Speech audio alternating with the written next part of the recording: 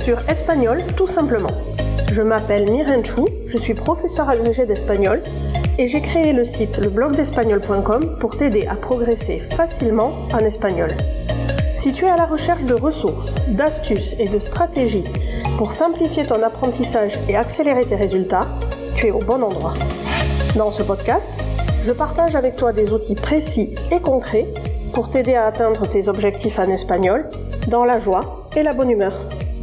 Alors, installe-toi confortablement et c'est parti pour l'épisode du jour.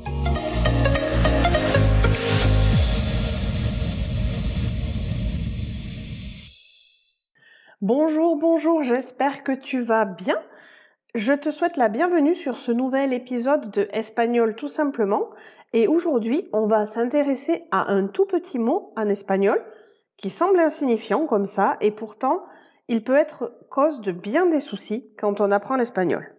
C'est un mot très employé qui revient de manière récurrente dans toutes les conversations, qu'elles soient formelles ou informelles. Il est donc important de savoir le traduire et le comprendre. Ce petit mot, c'est ya, Y-A. Le problème ? Impossible de te donner une traduction. En effet, selon le contexte, le temps, présent, passé ou futur, sa place dans la phrase, avant ou après le verbe, ou les mots qui l'entourent, ya prend différents sens en espagnol. Cette particularité le rend un peu difficile à apprivoiser pour un non-hispanophone, mais aujourd'hui, on va en faire le tour complet. On va voir les différents sens qu'il peut prendre pour que tu puisses t'y retrouver et ne plus confondre les différents sens de ce petit mot ya en espagnol. Prêt ? C'est parti.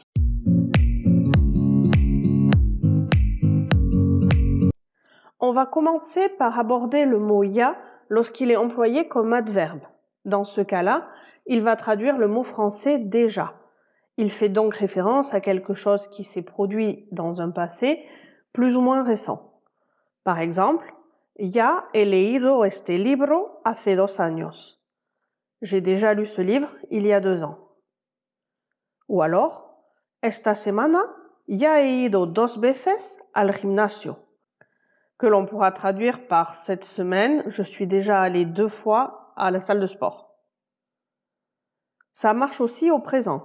Par exemple, je peux dire ya son las 7 de la tarde. Il est déjà 19h. Ou alors, placé après le verbe, me lo dijeron ya. On me l'a déjà dit.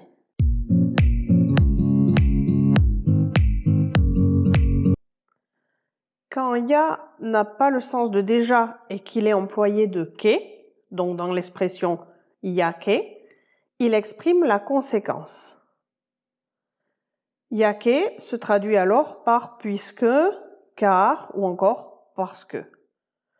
Si je te donne quelques exemples, ça peut donner ya que has venido, me vas a ayudar. Puisque tu es là, puisque tu es venu, tu vas m'aider.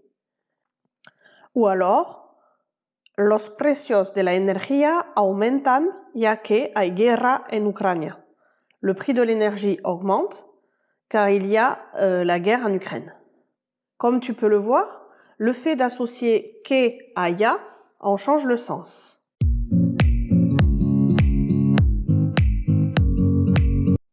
De la même manière, quand ya sera accolé et associé au mot no pour obtenir la locution ya no, on changera encore le sens de ce petit mot et on obtiendra la locution ne plus en français. Par exemple, he comido mucho y ya no tengo hambre. J'ai beaucoup mangé et je n'ai plus faim. Ou alors, ya no fumo y me siento mucho mejor.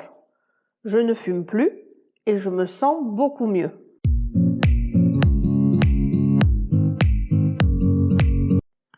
On a déjà vu 3 sens de ce petit mot ya qui changent selon ce qu'on lui accole, mais il y a encore d'autres valeurs temporelles de ce mot ya en espagnol. Ya, tout seul, peut signifier tout de suite ou immédiatement. Cette forme du mot ya en espagnol apparaît en général lorsqu'on donne un ordre ou qu'on exprime une demande forte que l'on veut voir se réaliser au plus vite. Cette forme du mot ya apparaît essentiellement à l'oral et s'accompagne bien souvent d'un ton ferme et peu propice à la discussion. Par exemple, si tu as des enfants petits ou des petits-enfants et que tu vas faire les courses avec eux, il peut arriver qu'ils te demandent d'acheter un jouet. Tu peux alors essayer de repousser cet achat et de lui dire que tu verras plus tard. Dans ce cas, il y a de fortes chances qu'il te réponde Lo quiero ya. Je le veux tout de suite. Je le veux maintenant.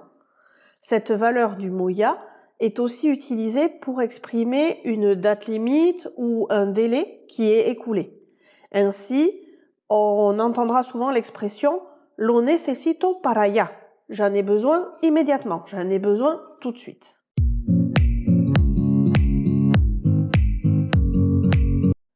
Lorsque ya sera associé au futur, il prendra encore un autre sens, celui de bientôt ou plus tard. Souvent, ce ya suivi d'un futur ne se traduit pas et il a la valeur d'un plus tard ou au moment opportun dans le futur. Par exemple, on entend souvent l'expression ya te contaré, qui se traduira par je te raconterai, sous-entendu plus tard quand on se verra.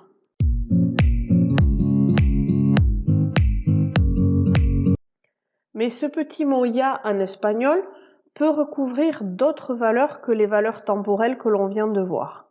On peut l'utiliser par exemple pour communiquer ses émotions ou ses sentiments. Ya peut alors prendre le sens de bien qui est une marque d'insistance. Dans ce cas, il perd toute sa valeur temporelle et vient renforcer le verbe. Par exemple, si je te dis Ya sabes lo que me importa este tema, tu sais bien à quel point ce sujet est important pour moi. Ou alors, quand tu débats ou que tu es en désaccord avec quelqu'un et que tu es persuadé que le temps te donnera raison, tu peux dire Ya verás, tu verras bien.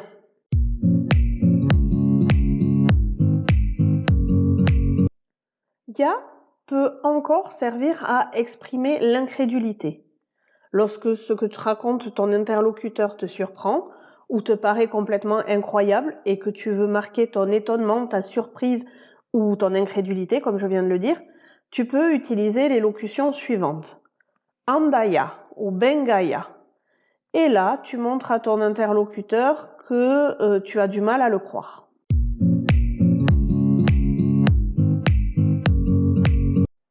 Tu vas aussi pouvoir utiliser le mot ya pour manifester ta colère ou ta frustration.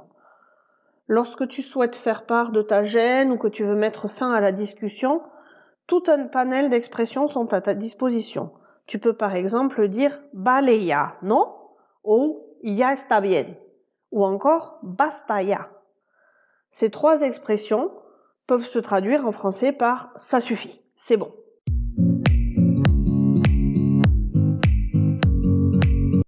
Ya peut aussi et encore être utilisé au moment où tu te souviens de quelque chose que tu avais oublié.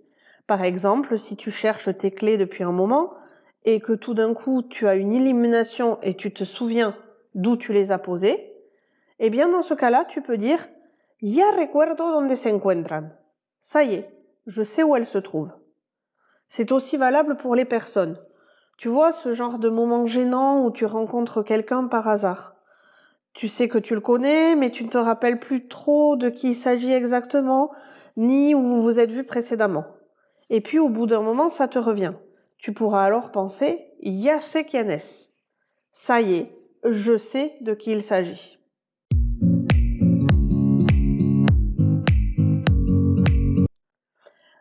Enfin, je ne peux pas clore cet épisode de podcast sans évoquer avec toi une expression familière du quotidien très utilisée par tous les Espagnols. Il s'agit de ya te digo. C'est une manière de soutenir son interlocuteur et de lui montrer ton accord. Avec ya te digo, tu signifies à ton interlocuteur que tu penses comme lui. On pourrait traduire cette expression par tu as raison, c'est tout à fait ça, ou encore parfois par moi aussi. Par exemple, si un ami se plaint d'une situation et te dit Eso es intolerable, c'est intolérable. Tu peux lui montrer que tu es d'accord et que tu penses comme lui en répondant simplement Ya te digo. Tout à fait.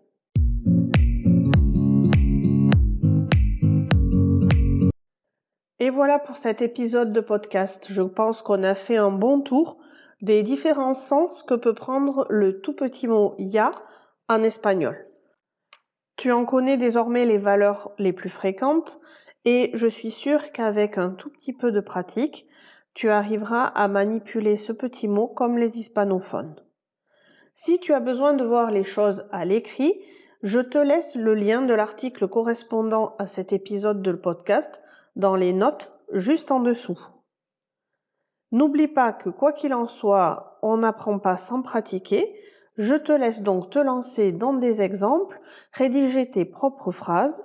Si cet épisode t'a plu et que tu penses qu'il peut être utile à quelqu'un d'autre, n'hésite pas à le partager sans modération et surtout à me laisser un petit commentaire sur ta plateforme d'écoute de podcast préférée.